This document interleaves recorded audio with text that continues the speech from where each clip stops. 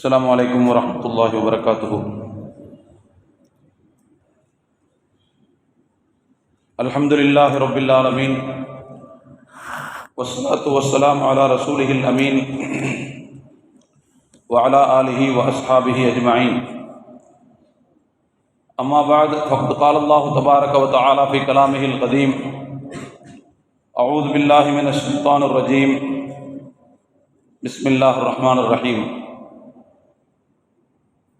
قد أفلح من تزكى وذكر اسم ربه فصلى. وقد ورد في الخبر أن رسول الله صلى الله عليه وسلم فرض زكاة الفطر من رمضان صاعا من تمر أو صاع من شعير على العبد والحر والذكر والأنثى والصغير والكبير من المسلمين. رواه البخاري ومسلم. எல்லா புகழும் ஏக இறைவனாகிய அல்லாஹ் ஒருவனுக்கே உரித்தாகட்டும். சலாத்தும் சலாமும் ஈருலகத் தூதர், இந்த உலகை திருத்திய உத்தமர், உயிரினும் மேலான நபிகள் நாயகம் ஸல்லல்லாஹு அலைஹி வஸல்லம் அவர்கள் மீதும், அவர்களின் வாழ்க்கையை அடிபிரடாமல் பின்பற்றி வாழ்ந்த உத்தமர்களான சத்திய சஹாபாக்கள், தாபியீன்கள், தபவு தாபியீன்கள், நல்லோர்கள், மேன்மக்கள் அனைவர் மீதும் என்றென்றும் நிலவட்டுமாக. புனிதமான இந்த ரமலான் மாதத்தினுடைய அருள்மழை பொழிகின்ற இந்த இறுதி 10 நாட்களில் அல்லாஹுவின் புறத்திலிருந்து கிடைக்கக்கூடிய எல்லா விதமான நன்மைகளும், மன்னிப்பும், கருணையும், நரக விடுதலையும் நம் அனைவருக்கும் வந்து சேரட்டுமாக. கண்ணியத்திற்குரிய அல்லாஹுவின் நல்லடியார்களே, இன்றைய ஜும்மா உரையில் ரமலான் மாதத்தினுடைய இறுதி 10 நாட்கள் தொடர்பாக சில நினைவூட்டல்களையும், அதைத் தொடர்ந்து ரமலான் மாதத்தின் இறுதி பகுதியில் நாம் நிறைவேற்ற வேண்டிய சதக்கத்துல் ஃபித்ர் என்கின்ற நோன்பு பெருநாள் தர்மத்தை பற்றியும் சில விளக்கங்களை நான் நினைவுபடுத்த விரும்புகிறேன். முதலாவது, நாம் இப்போது ரமலான் மாதத்தினுடைய இறுதி பகுதியில் இருந்து கொண்டிருக்கிறோம். கடந்த வாரம் நான் நினைவுபடுத்துவதைப் போல ரமலான் மாதத்தை பற்றி, அதனுடைய நோன்பை பற்றி அல்லாஹ் சொல்லும்போது எவ்வளவு நாள் நோக்க வேண்டும் என்பதற்கு அல்லாஹ் குறிப்பிட்ட ஒரு வார்த்தை ஐயாமம் மஅதூதாத், விரல் விட்டு எண்ணப்படுகின்ற சில நாட்கள் என்று அல்லாஹ் குறிப்பிட்டார். விரல் விட்டு எண்ணப்படக்கூடிய நாட்கள் என்பது மிக குறைவான நாட்களை தான் குறிக்கும். ஒரு நபரை பார்த்து உன்னுடைய நாள் எண்ணப்படுகிறது என்று சொன்னால் அதற்கு என்ன பொருள்? சீக்கிரமாக அந்த நேரம் வரப்போகுதுன்னு அர்த்தம். அப்போ எனவே ரமலான் மாதத்தை பற்றி குறிப்பிடக்கூடிய இறைவன் விரல் விட்டு எண்ணப்படக்கூடிய சில நாட்கள் நீங்கள் நோன்பு நோக்கப் போகிறீர்கள், அது கடமை என்று சொன்னான் என்றால் அவன் சொன்ன வார்த்தை எவ்வளவு உண்மையானதாக இருக்கிறது என்பதை பார்க்கிறோம். ரமலான் மாதத்தினுடைய பிறையை ஏதோ நேற்று தான் பார்த்ததை போல் தோன்றுகிறது. ஆனால் இன்றைக்கு நாம் 25வது நோன்பில் உட்கார்ந்து கொண்டிருக்கிறோம். வந்ததும் தெரியவில்லை, போனதும் தெரியவில்லை. அவ்வளவு விரைவாக செல்லக்கூடிய ஒரு சூழ்நிலையை பார்க்கிறோம். இதே வார்த்தையை நாம் ஆண்டுதோறும் சொல்லிக் கொண்டும் இருக்கிறோம். வந்ததும் தெரியல, போனதும் தெரியலங்கிறத ஒவ்வொரு வருஷமும் சொல்லிக்கிட்டு இருக்கிறோம். எனவே மிக குறுகிய நாட்கள், இன்னும் 4-5 நாட்கள் தான் மிச்சம் இருக்கின்ற ஒரு சூழ்நிலையிலே நாம் ஒரு முக்கியமான விஷயத்தை இங்கே கவனத்தில் கொள்ள வேண்டும். நன்மைகள் நடந்துவிடக்கூடாது என்பதில் ஷைத்தான் மிகவும் கராராக இருப்பான். அவனை பொறுத்த வரைக்கும் எவ்வளவு தூரம் நன்மைகளை குறைக்க முடியுமோ, எவ்வளவு தூரம் நன்மைகளை ஒழிக்க முடியுமோ அதில் அவன் கங்கணம் கட்டி கொண்டு செயல்படுவான். எனவே அந்த சைத்தானின் ஊசலாட்டம் என்பது இந்த இறுதி பகுதிகளில் மிக அதிகமாக இருக்கும். அதனால்தான் ஆரம்பத்திலே பள்ளிவாசலை நோக்கி அதிகமாக வருகை புரிந்த மக்களுடைய மனோநிலை என்பது நாட்கள் தேய தேய வெளியிடங்களில் அதிகமாக அவர்கள் குழுமுவதை நாம் பார்க்கலாம். வேறு விதமான தேவைகளை மனதுக்குள்ளே சைத்தான் உருவாக்கி விடுவான். அதனால் பள்ளிவாசல்களில் குழுமியிருந்த அந்த கூட்டம் திசை மாறி வேறு பகுதிகளில் கூடக்கூடிய ஒரு சூழ்நிலையை நாம் பார்க்கிறோம். அருமையான தோழர்களே, சிலருக்கு சைத்தான் இந்த கடைசி நாட்களில் ஃபினிஷிங் மனோபாவத்தை ஏற்படுத்துவான். ஃபினிஷிங் மனோபாவம், முடிஞ்சு போச்சு, ஒன்றும் இல்லை இனிமே அப்படிங்கிற ஒரு எண்ணத்தை உருவாக்குவான். அந்த எண்ணத்தை உருவாக்குவதன் மூலமாக சைத்தானுடைய நோக்கம் என்ன என்று சொன்னால், அவ்வளோதான், கடையை சாத்த வேண்டியதுதான், முடிஞ்சு போச்சு, ரமதான் முடிஞ்சிருச்சு, நம்ம பெருநாள் கொண்டாடுறதுக்கான வேலைகளில் ஈடுபட வேண்டியதுதான், அதற்கான தேவைகளில் நாம் கவனம் செலுத்துவோம் என்று நம்முடைய ட்ராக் அப்படி லேசாக மாற்றி விடுவான். சிலருக்கு இந்த ஃபினிஷிங் மனோபாவத்தை சைத்தான் ஏற்படுத்தி விடுவான். இன்னும் சிலர் இருக்கிறார்கள், அவர்களுக்கு எப்படிப்பட்ட மனோபாவத்தை இறைவன் ஏற்படுத்துவான் என்றால், இன்னும் 4-5 நாட்கள் தான் இருக்கிறது, இதில் போய் என்னத்தை நீ செஞ்சிட போற, ஆரம்பத்திலேருந்தே ஒன்றுமே செய்யலை, நீ இந்த 4 நாளில் நீ என்ன செஞ்சிட போற என்கின்ற ஒரு மனோபாவத்தை ஏற்படுத்துவான். அதோட கூட சேர்த்து ஒரு நம்பிக்கையும் தருவான். ஆனால் சைத்தான் கொடுக்கின்ற நம்பிக்கை பொய்யான நம்பிக்கை, அது நாம் மறந்து விடக்கூடாது. இவ்வளவு நாள் ஒன்றும் செய்யலை, இனிமேல் நான் 4-5 நாளில் என்ன செஞ்சிட போற நீ அப்படின்னு சொல் ஒரு மனோபாவத்தை ஏற்படுத்துகிற சைத்தான் கூடவே ஒன்று செய்வான். அடுத்த வருஷம் ரமலான் வரும், ஃபர்ஸ்ட்ல இருந்து கடைசி வரைக்கும் முழுசாக நம்ம பயன்படுத்திக்கிறலாம் என்று ஒரு நம்பிக்கையை கொடுப்பான். அல்லாஹ் குர்ஆனில் சொல்லுவான், இன்னல்லாஹ வஅதக்கும் வஅதல் ஹக் வ வஅத்துக்கும் ஃபஅக்லஃப்துக்கும்.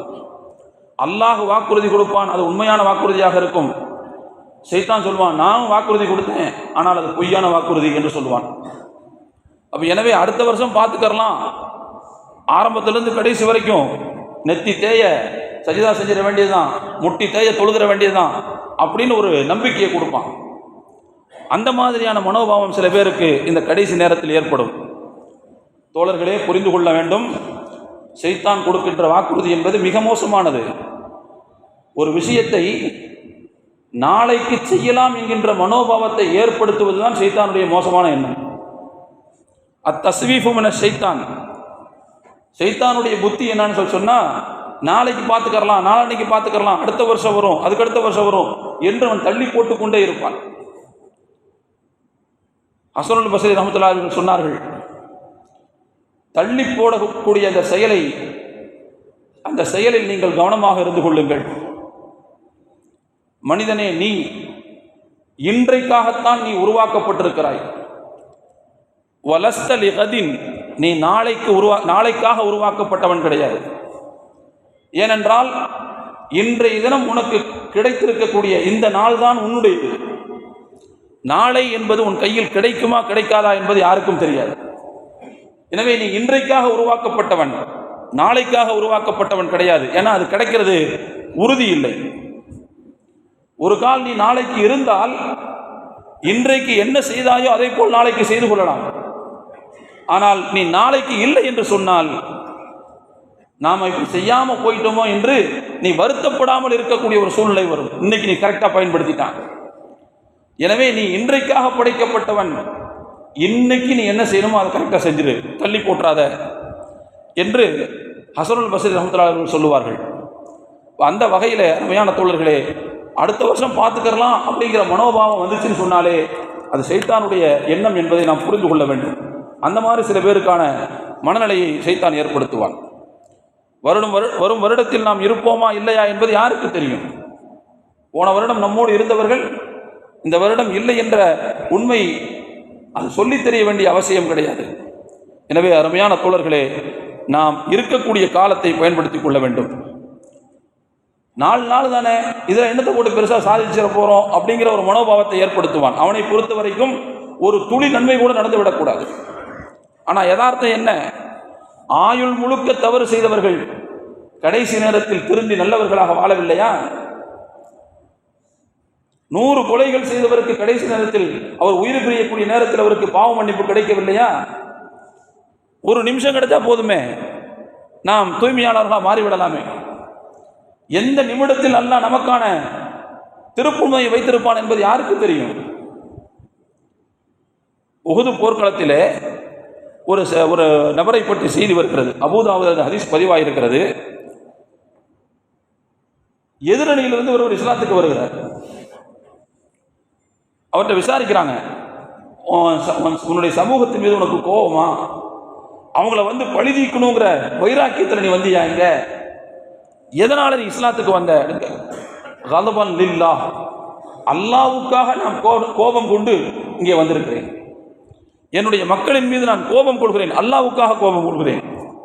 அவர்கள் இருக்கக்கூடிய சூழல் எனக்கு பிடிக்கவில்லை, அதனால் நான் இஸ்லாத்திற்கு வந்தேன் என்று சொல்லி முஸ்லிம்களுடைய தரப்பில் அவர் நின்று களமாடினார், போராடினார். அந்த போர்க்களத்திலே அவர் ஷஹீதாகிவிட்டார். பெருமானார் ஸல்லல்லாஹு அலைஹி வஸல்லம் அவர்கள் சொன்னார்கள், அவர் இறந்து போனார், அன்றைய தினமே இறந்து போனார், அவர் சொர்க்கத்திற்கு சென்றார். அல்லாஹ்வின் மீது ஆணையாக அவர் ஒரு தொழுகை கூட தொழவில்லை என்று சொன்னார். ஒரு தொழுகை கூட தொழவில்லை. ஏன்னா இஸ்லாத்துக்கு வந்தவர் அப்படியே போர்க்களத்துக்கு போனவர். போர்க்களத்திலேயே அல்லாஹ் அவருடைய ஆயுளை முடித்து விட்டான். ஒரு சஜிதா கூட அவர் செய்யவில்லை, ஒரு தொழுகை கூட தொழவில்லை. அவருடைய வாழ்க்கையினுடைய போக்கை அல்லாஹ் எப்படி மாற்றினான் என்பதை பெருமானார் ஸல்லல்லாஹு அலைஹி வஸல்லம் அவர்கள் சொன்ன அந்த செய்தி ஹதீஸிலே பதிவாகி இருப்பதை பார்க்கிறோம். எனவே ஒரு 4 நாள் தானே, இதில் என்னத்தை போட்டு சாதிச்சிட போகிறோம், இதுவரைக்கும் வைக்காத நோன்பை நம்ம வச்சு நீ என்னத்தை கிழிச்சிட போற என்கின்ற மனோபாவம் எல்லாம் ஏற்படுகிறது என்று சொன்னால் நாம் புரிந்து கொள்ள வேண்டும், ஷைத்தான் நம்மை துளி நன்மை கூட செய்யாமல் கெடுக்க பார்க்கிறான். எனவே இந்த ரமலானுடைய பொன்னான காலத்தில் இதற்கு முன்புள்ள நேரத்தை நாம் வீணடித்திருந்தாலும் கூட நாம் நிராசையாக வேண்டிய அவசியம் கிடையாது, நம்பிக்கை இழக்க வேண்டிய அவசியம் கிடையாது. இருக்கின்ற கொஞ்ச நேரத்திலே எவ்வளவு மன தூய்மையை பயன்படுத்தி, இஹ்லாஸை பயன்படுத்தி நம்மால் நன்மைகளை செய்ய முடியுமோ அந்த நன்மைகளை நாம் செய்து கொள்ள அதிகமாக முயற்சிக்க வேண்டும் என்கின்ற ஒரு உஷார் நிலையைத்தான் நான் இங்கே உங்களுக்கு நினைவுபடுத்த ஆசைப்படுகிறேன். கடந்து போன நேரத்தில் நாம் செய்ததை பற்றி அல்லாஹ்விடத்திலே முறையிடுவோம். இறைவா, நீ சொன்னாய், ரமலானை பயன்படுத்த சொன்னாய், நான் தவறு செய்து விட்டேன். என்னுடைய இயல்பு தவறு செய்வது, மன்னிப்பது உன்னுடைய மாண்பு. எனவே உன்னுடைய மன்னிப்பை எனக்கு கொடுத்து விடு. நான் இருக்கின்ற நாளில் நன்றாக இருக்க வேண்டும் என்று நினைக்கிறேன். உன்னுடைய மன்னிப்பு வேண்டும் என்று நினைக்கிறேன். உன்னுடைய நரக விடுதல் எனக்கு வேண்டும் என்று நினைக்கிறேன். நிச்சயமாக நீ தந்துதான் தீர வேண்டும் என்று அல்லாஹ்வின் சன்னிதானத்தில் நம்முடைய தேவைகளை வைக்கும்போது நிச்சயமாக இறைவன் நம் விஷயத்தில் நன்மையை நாடி இருந்தால் கண்டிப்பாக இந்த ரமதானையே கூட நமக்கு திருப்புமுனையாக ஆக்குவதற்கு வாய்ப்பு இருக்கிறது. எனவே அருமையான தோழர்களே, இருக்கின்ற சில நாளை இன்னும் சரியாக பயன்படுத்தி கொள்ளக்கூடிய மனோநிலையை நாம் பெற வேண்டும். ஒன்று. அடுத்த தோழர்களே, ரமதானுடைய மாதத்தின் இறுதி பகுதியில் பெருமானார் ஸல்லல்லாஹு அலைஹி வஸல்லம் அவர்கள் ஏழைகளுக்காக அவர்களும் மகிழ்ச்சியோடு பெருநாள் தினத்தை கொண்டாடுவதற்கு வசதியாக சதக்கத்துல் ஃபித்ர் அல்லது ஸகாத்துல் ஃபித்ர் என்று சொல்லக்கூடிய நோன்பு பெருநாள் தர்மத்தை பெருமானார் ஸல்லல்லாஹு அலைஹி வஸல்லம் அவர்கள் நமக்கு வழிகாட்டி இருக்கிறார்கள், கடமையாக்கி இருக்கிறார்கள். நாம் பார்க்கிறோம் அருமையான தோழர்களே, இந்த நோன்பு பெருநாள் தர்மத்தை பெருமானார் ஸல்லல்லாஹு அலைஹி வஸல்லம் எந்த நோக்கத்தில் கடமையாக்கினார்கள் என்றால் 2 காரணங்களை சொல்கிறார்கள். ஒன்று என்ன அப்படின்னு சொல்லி சொன்னால், அது ஏழைகளுக்கான உணவாக, அன்றைய பெருநாள் தினத்தில் ஏழைகளுக்கான உணவாக, மற்ற நாட்களில் எப்படி அவர்கள் போய் கையேந்தி கொண்டு நிற்கிறார்களோ அதுபோல இன்றைக்கும் கையேந்தாமல் அவரவர்களுடைய வீடுகளில் நாம் உண்ணுவதைப் போல, நாம் குதூகலிப்பதைப் போல அவர்களும் இருக்க வேண்டும் என்கின்ற நோக்கத்தில் இந்த தர்மம் வடிவமைக்கப்பட்டிருப்பதாக பெருமானார் சொன்னார்கள். அத்தோடு இன்னொரு காரணத்தையும் பெருமானார் ஸல்லல்லாஹு அலைஹி வஸல்லம் அவர்கள் சேர்த்து சொன்னார்கள். என்ன அப்படின்னு சொன்னால், அது நோன்பு வைத்தவர்களுக்கு மானசீகமான தூய்மையை கொண்டு வந்து சேர்க்கிறது என்று சொன்னார்கள். நோன்பின் நேரத்திலே பகல் காலங்களிலோ இரவு காலங்களிலோ பாவ சிந்தனைகள் நமக்கு வந்திருக்கலாம், பாவக்கரைகள் நம்முடைய கைகளில் பட்டிருக்கலாம், அல்லது தவறான பார்வைகள் பார்த்திருக்கலாம், தீய சிந்தனைகள் வந்திருக்கலாம், ஏதோ ஒரு வகையில் நாம் உடலாலோ மனதாலோ மாசு ஏற்பட்டிருக்கலாம், நமக்கு ஏற்பட்டிருக்கலாம். எனவே அந்த தூய்மை கேட்டை, அந்த அழுக்கை போக்குவதற்காகவும் இந்த தர்மம் வடிவமைக்கப்பட்டதாக அருமை நாயகம் ஸல்லல்லாஹு அலைஹி வஸல்லம் சொன்னார்கள். ஹதீஸில் வருகிறது, பெருமானார் ஸல்லல்லாஹு அலைஹி வஸல்லம் அவர்கள் அன்றைய தினத்தினுடைய செலவுக்கு போக மேல் மிச்சமாக பொருளாதார வசதி உள்ளவர்கள், ஜக்காத் கடமை அப்படின்லாம் கிடையாது, அன்றைய தினம் தமக்கும் தம்முடைய பொறுப்பில் உள்ள குடும்பத்தாருக்கும் போக மேல் மிச்சமாக பொருளாதார வசதி உள்ள அனைவரும் என்ன செய்ய வேண்டும், இந்த சதக்கத்துல் ஃபித்ராவை கொடுக்க வேண்டும், ஃபித்ரை கொடுக்க வேண்டும். அது எவ்வளவு ரசூலுல்லாஹி ஸல்லல்லாஹு அலைஹி வஸல்லம் நிர்ணயித்தார்கள்? சாஅம் மின் தமரின் அவ் சாஅம் மின் ஷஈரின், ஒரு மரக்கால் கோதுமை அல்லது ஒரு மரக்கால் பேரிச்சம்பழம் அல்லது ஒரு மரக்கால் வேறு ஏதேனும் அந்தந்த பகுதியில் உட்கொள்ளப்படக்கூடிய பிரதானமான உணவு வகைகள், இதில் ஒரு மரக்கால் கொடுக்க வேண்டும் என்று நிர்ணயித்தார்கள். யாருக்கெல்லாம் கொடுக்கணும் அப்படின்னா, ஒரு மனிதர் அவருக்காகவும் அவருடைய வீட்டில் இருக்கிற எல்லோருக்காகவும். ஹதீஸ்ல வருது, அவருடைய பொறுப்பில் சுதந்திரமானவர் இருந்தால் அவருக்காகவும் கொடுக்க வேண்டும், அடிமைகள் இருந்தால் அவர்களுக்காகவும் கொடுக்க வேண்டும், பெரியவர்கள் இருந்தால் அவர்களுக்காகவும் கொடுக்க வேண்டும், சிறியவர்கள் இருந்தால் அவர்களுக்காகவும் கொடுக்க வேண்டும், ஆண்கள் பெண்கள் அனைவருக்காகவும் கொடுக்க வேண்டும் என்று பெருமானார் ஸல்லல்லாஹு அலைஹி வஸல்லம் அவர்கள் இந்த சதக்கத்துல் ஃபித்ரை நிர்ணயித்தார்கள் என்று நாம் பார்க்கிறோம். வக்கீல் என்று சொல்லக்கூடிய ஒரு அறிஞர், சட்டத்துறை அறிஞர், அவங்க சொல்றாங்க, தொழுகையில் ஒரு மனிதருக்கு ஏதாவது முன்பின் ஏற்பட்டு விட்டால், மறதியோ அல்லது சிறு தவறுகளோ பிழைகளோ ஏற்பட்டு விட்டால், அந்த பிழைகளை நிவர்த்தி செய்வதற்கு சஜிதா சஹு என்று ஒன்று இருக்கிறது. மறதிக்கான சஜிதா. எப்படி தொழுகையில் ஏற்படக்கூடிய பிழைகளை, மறதிகளை அந்த சஜிதா சஹு இட்டு நிரப்பி சரி செய்கிறதோ, அதுபோல நோன்பில் ஏற்பட்டிருக்கக்கூடிய பிழைகளையும் குறைகளையும் மாசு மறுக்களையும் இந்த சதக்கத்துல் ஃபித்ர் என்பது இட்டு நிரப்பி விடுகிறது, அதை அழித்து விடுகிறது. கிட்டத்தட்ட இது தொழுகைக்குரிய சஜிதா சஹுவை போன்ற ஒரு தகுதி உள்ள ஒரு அமலாக இருக்கிறது என்று வக்கீல் ரஹ்மத்துல்லாஹி அலைஹி அவர்கள் குறிப்பிடுவார்கள். எனவே அருமையான தோழர்களே, இந்த தேவை என்பது நம்மில் அனைவருக்கும் இருக்கிறது. நாம் வசதி உள்ளவர்களோ வசதியில் குறைவானவர்களோ நடுநிலையானவர்களோ, நாம் ஒவ்வொருவருக்கும் இந்த தேவை இருக்கிறது. நாம் எல்லோரும் நோன்பின் நேரத்தில் 100% யோக்கியர்களாகவே இருந்தோம் என்று யாரும் அடித்து சொல்ல முடியாது. ஏதோ மனித எண்ணத்தில், மனிதர்களுடைய இயல்பான குணத்தில் நம்மிடத்திலிருந்து சின்ன சின்ன பிழைகள் ஏற்பட்டிருக்கலாம், கோபதாபங்கள் ஏற்பட்டிருக்கலாம், வார்த்தை பிசகுகள் ஏற்பட்டிருக்கலாம், அல்லது கடிந்து கொண்டிருக்கலாம், தேவையற்ற வார்த்தைகளை பயன்படுத்தியிருக்கலாம், அல்லது தவறான பார்வைகள் பார்த்திருக்கலாம். ஏதோ ஒரு வகையில் நம்மிடத்தில் சின்ன சின்ன பிசகுதல்கள் கண்டிப்பாக வந்திருக்கும். எனவே அந்த குறைகளோடு நம்முடைய நோன்பு கிட்டத்தட்ட ஒரு குறைபாடுள்ள நோன்பாக அல்லாஹ்விடத்தில் ஏற்றுக்கொள்ளப்படுவதை விட அவையெல்லாம் அழிக்கப்பட்டு, அவையெல்லாம் நீக்கப்பட்டு குறையற்ற நோன்பாக அல்லாஹ்விடத்தில் ஒப்புக்கொள்ளப்பட வேண்டும் என்கின்ற அந்த தேவை நம்மில் ஒவ்வொருவருக்கும் இருக்கிறது.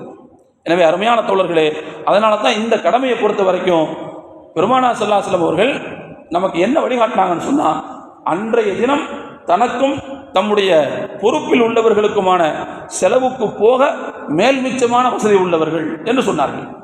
இந்த அளவுக்கு இருக்கணும், தங்கத்தில் இவ்வளவு இருக்கணும், வெள்ளியில் இவ்வளவு இருக்கணும் அப்படின்னா ஜக்காத்துக்கு நிர்ணயித்த மாதிரி பெருமானார் ஸல்லல்லாஹு அலைஹி வஸல்லம் அவர்கள் இந்த சதக்கத்துல் ஃபித்ருக்கு அளவு எதையும் நிர்ணயிக்கவில்லை என்பதையும் நாம் இங்கே புரிந்து கொள்ள கடமைப்பட்டிருக்கிறோம். அப்போ அந்த வகையில் அந்தந்த பகுதியிலே பிரதானமாக எடுத்துக்கொள்ளப்படக்கூடிய உணவுப் பொருளில் ஒரு நபருக்கு ஒரு சா என்று சொன்னார்கள். ஒரு சா என்பது இன்றைய அதாவது நிறுவை அடிப்படையில், எடை அளவு அடிப்படையில் ஒரு சா என்பது கிட்டத்தட்ட 2.135 கிராம், 2 கிலோ 135 கிராம் என்று வருகிறது. நம்ம கூட அங்கே ஜமாத் உலமாவுடைய அந்த அறிவிப்பை போட்டிருக்கிறோம். அனபி மதுஹபினுடைய கருத்துப்படி 1,600 சம்திங், ஷாஃபி மதுஹபினுடைய கருத்துப்படி 2 சம்திங் வருது. இதுக்கு என்ன காரணம் அப்படின்னு சொன்னால், அன்றைக்கு பயன்படுத்தப்பட்ட அந்த மரக்காலுடைய அளவு தான். மதீனாவில் பயன்படுத்தப்பட்ட மரக்காலுடைய அளவு என்பது இன்றைய எடை அளவுப்படி 2 கிலோ 135 கிராமுடைய அந்த மரியாதைக்கு வருகிறது. அதே நேரத்தில் அனபி மதுஹபில் உள்ளவங்க அவங்க ஈராக்கில் பயன்படுத்தப்பட்ட அந்த மரக்காலுடைய அளவை அவர்கள் எடுத்துக்கொள்கிறார்கள். அங்கு பயன்படுத்தப்பட்ட அந்த மரக்காலுடைய அளவு என்பது இன்றைய எடை அளவில் 1 கிலோ 600 கிராம் சம்திங் அந்த எடை தான் வருது. அதனால தான் அந்த வித்தியாசத்தை இன்றைக்கு நாம் பார்க்கிறோம்.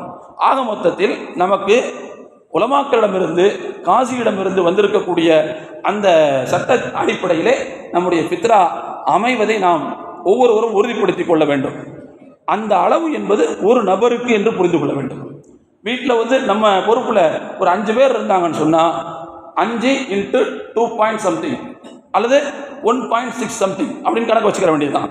அது எத்தனை பேர் இருக்கிறாங்களோ எத்தனை பேரால் தலையால் பெருக்கி நாம் அந்த உணவுப் பொருளை கொடுக்க வேண்டிய பொறுப்பு நமக்கு இருக்கிறது. இதில் ஹனஃபி மதுஹபில் கிரயம் கொடுக்கலாம், விலை கொடுக்கலாம் அப்படிங்கிற ஒரு தளர்வும் இருக்கிறது. இந்த இடத்துல நாம் ஒரு விஷயத்தை புரிந்து கொள்ள வேண்டும். இமாம் ஷாஃபி ரஹ்மத்துல்லாஹி அவர்களை பொறுத்தவரை தானியமாக கொடுக்க வேண்டும், பிரதானமாக உணவுக்கு பயன்படக்கூடிய தானியத்தை கொடுக்க வேண்டும் என்பதில் அவர்கள் சற்று அழுத்தம் காட்டுகிறார்கள். அதே நேரத்தில் இமாம் அபூ ஹனீஃபா ரஹ்மத்துல்லாஹி அவர்களை பொறுத்தவரை பணம் காசு கொடுக்கலாம் என்கின்ற ஒரு தளர்வை இங்கே கொடுக்கிறார்கள். இந்த ரெண்டுக்கும் இடைப்பட்ட ஒரு நிலை இருக்கிறது, அதை நாம் மறந்துவிடக்கூடாது. ஏன் இந்த மாதிரியான கருத்து வேறுபாடு வருது என்று சொன்னால் அங்கே அடிப்படையான ஒரு அம்சம் இருக்கிறது. சில நேரங்களில் காசு பணம் என்பது கையில் இருக்கும், ஆனால் பொருள் என்பது தட்டுப்பாடாகிவிடும். பொருள் கிடைக்காது. காசு இருக்கும், 100 ரூபா பொருளை 500 ரூபா கொடுத்து வாங்கிறது கூட மக்கள் தயாராக இருப்பார்கள், ஆனால் அந்த பொருள் தட்டுப்பாடாக கிடைக்காது. இப்போ இமாம் ஷாஃபி ரஹ்மத்துல்லாஹி சொல்கிறாங்க, நீங்கள் எவ்வளவு விலையாக இருந்தாலும் பரவாயில்லை, பொருளாக வாங்கியே கொடுங்கள். நீங்கள் காசை கொடுத்துட்டு வந்துட்டீங்கன்னு சொன்னால் பொருள் தட்டுப்பாடாக இருக்கும்போது அவர்கள் காசு பணத்தை பிச்சா சாப்பிட முடியும், அதை அவுச்சா சாப்பிட முடியும், குடிக்க முடியும். அப்போ எனவே உங்களுடைய வீட்டுக்கு நீங்கள் பயன்படுத்துறதுக்கு பொருள் வச்சுருப்பீங்க இல்லையா, அதிலிருந்து நீங்கள் சதகத்துல் ஃபித்ரை கொடுங்கள் என்று சொல்கிறார்கள். இமாம் அபூ ஹனீஃபா ரஹ்மத்துல்லாஹி அவர்கள் என்ன பார்க்கிறார்கள் என்றால், பிரதானமாக எடுத்துக்கொள்ளப்படக்கூடிய தானியம் அதை நீங்கள் கொடுத்துட்றீங்க, அரிசியை கொடுத்துட்றீங்க அல்லது கோதுமையை கொடுத்துட்றீங்க. அந்த அரிசி கோதுமையை அவங்க அவுச்சி கஞ்சியாக குடிப்பாங்க. அன்னைக்கு நீங்கள் உங்கள் வீட்டில் நெய்ச்சோறு ஆக்க மாட்டீங்களா? உங்கள் வீட்டில் நீங்கள் பிரியாணி ஆக்க மாட்டீங்களா? உயர்தரமான விசேஷமான உணவுகளை செய்ய மாட்டீர்களா? துணை பதார்த்தங்களை வைத்துக் கொள்ள மாட்டீர்களா? அதுக்கெல்லாம் அவங்க எங்கே போவாங்க?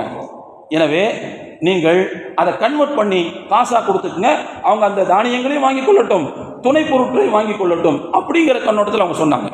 அப்போ எனவே இந்த ரெண்டுக்கு இடையில் நாம் பேலன்ஸ் பண்ண வேண்டிய ஒரு பொறுப்புள்ளவர்களாக இருக்கிறோம்.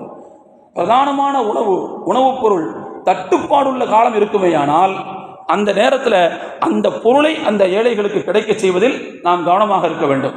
அதோடு சேர்த்து துணை உணவுகளுக்கும் அவர்களுக்கு நாம் காசு பணங்களையும் சேர்த்து கொடுப்பது அப்படிங்கிற ஒரு நல்ல பழக்கத்தையும் நாம் சேர்த்து வைத்துக் கொள்ள வேண்டும். ஃபித்ராவில் இந்த அம்சத்தை நாம் கவனத்தில் கொள்வது என்பது மிக முக்கியமான விஷயம் என்பதை நான் இந்த நேரத்தில் தெரிவித்துக் கொள்ள ஆசைப்படுகிறேன். அதோடு இன்னொரு முக்கியமான செய்தியையும் நான் உங்களுக்கு நினைவுபடுத்த விரும்புகிறேன். சதகத்துல் ஃபித்ர் என்பது எப்போது கொடுக்க வேண்டும், எப்போ வாஜிபாகும் அப்படின்னா பெருநாளைக்கு தான் கொடுக்கணும். அது அப்படிங்கும்போது எப்பொழுது கடமையாகும் என்பதில் 2 கருத்துகள் இருக்கின்றன. ஒன்று, ரமதான் மாதம் கடைசியில் அது கடமையாகும். ரமதான் மாதத்தினுடைய கடைசி அப்படிங்கிறது என்ன அர்த்தம் அப்படின்னா, ரமதானுடைய இறுதி நாள் நோன்பு திறந்ததற்கு பிறகு, இந்த நோன்பு திறக்கிற நேரங்கிறது எப்போ வரும்? சூரியன் மறையும் போது வரும். அந்த சூரியன் மறைஞ்சிருச்சுன்னா நோன்பு திறந்துடுவோம். அதற்கு பிறகு அடுத்த நாள் வந்து விடுகிறது.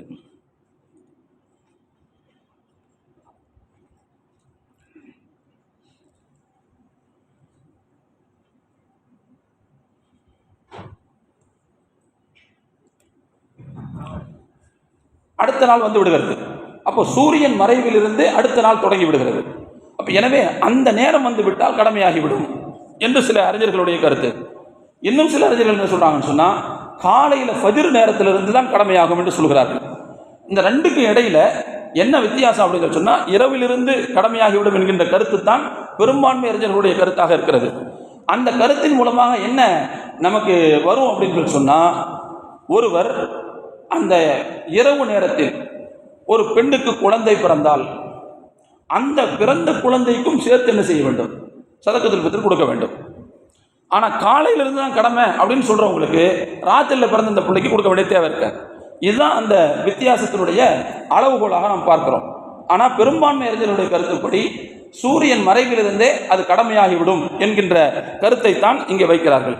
சரி, கடமையாகி விடுகிறது, எப்போ கொடுக்கணும் அப்படின்னு பார்த்தோம் சொன்னால், கொடுக்கிற விஷயத்தில் சில அறிஞர்கள் ரமதானுடைய ஆரம்பத்திலிருந்தே கொடுக்கலாம் என்று சொல்கிறார்கள். ஆனால் அதில் சரியான கருத்து என்னன்னு பார்த்தோம் சொன்னால், ரமதானுடைய கடைசிக்கு ஓரிரு நாட்களுக்கு முன்பு கொடுக்கலாம். ஹஜ்ரத் இப்னு உமர் ரலியல்லாஹு அன்ஹு அவர்கள் பெருமானார் ஸல்லல்லாஹு அலைஹி வஸல்லம் அவர்களுடைய சுன்னாவை தேடி தேடி பின்பற்றுவதில் அதிக அக்கறை உள்ளவர்கள். அவங்க சதக்கத்துல் ஃபித்ரை எப்பொழுது நிறைவேற்றுவார்கள் என்று அவர்களுடைய மாணவர் அறிவிக்கிறார்கள். என்ன சொல்கிறாங்கன்னா, பெருமானார் ஸல்லல்லாஹு அலைஹி வஸல்லம் அவர்கள் சதக்கத்துல் ஃபித்ராவை ரமதானுடைய இறுதியில் கொடுக்க வேண்டும் என்று சொல்லியிருக்கிறார்கள். அப்படின்னா அதுக்கு என்ன அர்த்தம்னா, எங்களுடைய உஸ்தாத் இப்னு உமர் ரலியல்லாஹு அன்ஹு அவர்கள் அதற்கு ஓரிரு நாளைக்கு முன்பு கொடுப்பார்கள். அதாவது பிற 28, 29 அந்த நேரத்திலே கொடுத்து விடுவார்கள். ஏன்னா அதை கொடுத்து விட்டால் அதை வேறு பொருள்களாக கன்வெர்ட் பண்ணுறது, போக்குவரத்து, அந்த தேவைகள் இருக்கும். அப்போ அந்த தேவைகளை அவர்கள் செய்து பெருநாள் அன்றைக்கு மற்ற மக்களும் அந்த பொருளை எப்படி பயன்படுத்துவார்களோ அப்படி பயன்படுத்துவதற்கு அது ஏதுவாக அமையும் என்கின்ற காரணத்தினால் ஓரிரு நாட்களுக்கு முன்பு அதை செலுத்திவிட வேண்டும் என்று சொல்கிறார்கள். அதே நேரத்தில் பெருநாள் காலையில் அதை கொடுத்து விட்டு தான் தொழவே வர வேண்டும். தொழுகை முடிந்ததற்கு பிறகு நாம் கொடுத்தால் அது விரும்பத்தக்க செயல் அல்ல. ஏன்னா அன்றைக்கு அவர்களுக்கு பயன்பட வேண்டும். எனவே அன்னைக்கு நாம் தொழுகை வர்றதுக்கு முன்னாடி அவங்க கையில் கொடுத்தாதான் காலையில் அவங்க அதை சாப்பிட முடியும். அப்படிங்கிறது தான் அதனுடைய யதார்த்தமான விஷயம். இல்லைன்னா நம்ம முடிச்சுட்டு போய் கொடுத்தோம்னா அந்த கால நேரத்தில் அவங்க சாப்பிட முடியாது, மத்தியானம் தான் சாப்பிட முடியும். அப்போ ஒருவேளை அவர்கள் சாப்பிடாமல் இருக்கிற ஒரு சூழ்நிலை வரலாம், நம்ம பொருளை பயன்படுத்த முடியாத ஒரு சூழ்நிலை வந்து விடுகிறது. சரி, அதையும் தாண்டி அந்த பெருநாளைக்கு பிறகு ஒருவர் கொடுத்தால் அவர் கண்டிப்பாக கொடுத்தாக வேண்டும். ஆனால் அவர் கொடுத்தது என்பது ஃபித்ராவாக நிறைவேறாது, சாதாரண தர்மங்களில் ஒன்றாக நிறைவேறும். ஃபித்ராவாக நிறைவேற வேண்டும் என்று சொன்னால், அதாவது நம்முடைய நோன்புகளின் குறைபாடுகளை நீக்கக்கூடிய வல்லமை உள்ள ஃபித்ராவாக அது நிறைவேற வேண்டும் என்று சொன்னால் 2 நாளைக்கு முன்னாடி அல்லது பெருநாள் தொழுகைக்கு முன்னாடி நிறைவேற்றப்படுவதை நாம் அனைவரும் உறுதி செய்ய வேண்டும். நாம் அவ்வாறு செய்யாமல் அன்றைய தினம் தொழுகைக்கு பிறகு கொண்டு போய் கொடுத்தால் கூட அது நிறைவேறிவிடும். ஆனால் இருந்தாலும் கூட அது விரும்பத்தக்க செயல் அல்ல. ஆனால் பெருநாளைக்கு பிறகு என்று சொன்னால் நாம் கொடுத்தே தீர வேண்டும். ஆனால் நமக்கு அது சாதாரண தர்மத்தினுடைய நன்மையாகத்தான் பதிவாகும் என்பதை நாம் கவனத்தில் எடுத்துக்கொள்ள வேண்டும். எப்படி ஹஜ்ஜு பெருநாளில் குர்பானி இருக்கிறதே, குர்பானியை தொழுகைக்கு முன்னால் அறுத்தால் அது சாதாரண தர்மம், தொழுகைக்கு பிறகுதான் இருக்க வேண்டும். அது அப்படியே இங்கே நேர் மாற்றோம். அங்கே தொழுகைக்கு முன்னால் இங்கே என்ன செய்யணும், செலுத்தப்பட்டு விட்டு போக வேண்டும். தொழுகைக்கு பிறகு செலுத்தணும்னு சொன்னால் அது கூடும், ஆனால் விரும்பத்தக்கதல்ல. அந்த நாளைக்கு பிறகு நாம் செலுத்துவது என்பது நம்முடைய தர்மத்தின் பலாபலங்களை குறைத்துவிடும் என்பதையும் நாம் இங்கே புரிந்து கொள்ள வேண்டும். ஆக இந்த சட்டத்திட்டங்களை பேணி நம்முடைய சதக்கத்துல் ஃபித்ரை நாம் நிறைவேற்றிக் கொள்ள வேண்டும். நான் ஆரம்பத்தில் சொன்னதை போல அருமையான தோழர்களே, ரமதானுடைய இறுதிப் பகுதியில் இருக்கிறோம். மிகவும் உஷாராக இருக்க வேண்டும். ஷைத்தானால் மிகவும் நாம் ஈஸியாக கையாளப்படக்கூடிய ஒரு காலமாக இது இருந்து கொண்டிருக்கிறது. நம்மிடத்தில் அவன் தேவையில்லாத சிந்தனைகளை உருவாக்கி இந்த நல்ல நாளுடைய நன்மைகளை அடைந்து கொள்வதிலிருந்து நம்மை அவன் திசை திருப்புவதற்கான வாய்ப்பு இருக்கிறது. எனவே அந்த விஷயத்தில் நாம் உஷாராக இருந்து இந்த ரமதானின் கடைசி நாட்களின் நல்ல அம்சங்களை நாம் அடைந்து கொள்ள வேண்டும். அதோடு நம்முடைய ஃபித்ராக்களை நாம் சொன்ன இந்த மார்க்க சட்ட விதிகளின்படி அதை நிறைவேற்றிக் கொள்ள வேண்டும். எல்லாம் உள்ள இறைவன் இந்த ரமதானுடைய பாக்கியத்தை நம்முடைய வாழ்க்கையில் திரும்பவும் திரும்பவும் பல முறை தந்தருள் புரிவானாக. ஒவ்வொரு தடவை நாம் ரமதானை பெறும்போதும் நன்மைகளோடு நாம் அந்த ரமதானை பயன்படுத்தக்கூடிய மேன்மக்களாக அல்லாஹ் நம் அனைவரையும் ஆக்கி அருள் புரிவானாக என்று துஆ செய்தவனாக என்னுடைய உரையை நிறைவு செய்கிறேன். வாஹிரு தஅவானா அனில் ஹம்துலில்லாஹி ரப்பில் ஆலமீன். அஸ்ஸலாமு அலைக்கும் வரஹ்மத்துல்லாஹி வபரகாத்துஹு.